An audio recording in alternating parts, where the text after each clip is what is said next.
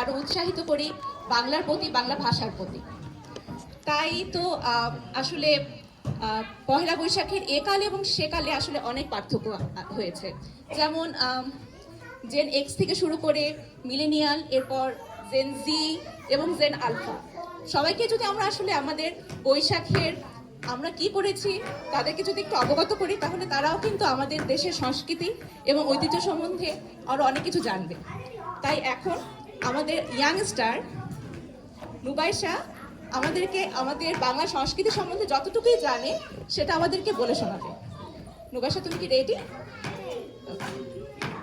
আসসালামু আলাইকুম, আমার নাম নুবাইশা। আমি একটা কবিতা আবৃত্তি বলবো।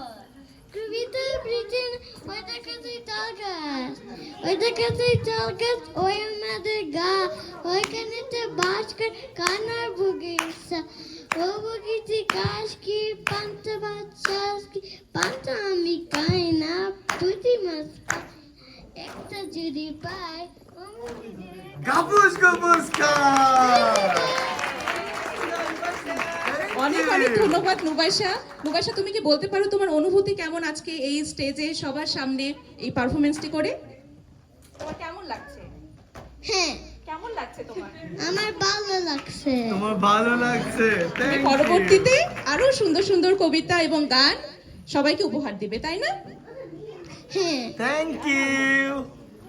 অনেক অনেক ধন্যবাদ আমাদের ছোট্ট বন্ধু নুবাইশাকে। এরপর আসবে আহমেদ। আহমেদ, তুমি কি রেডি?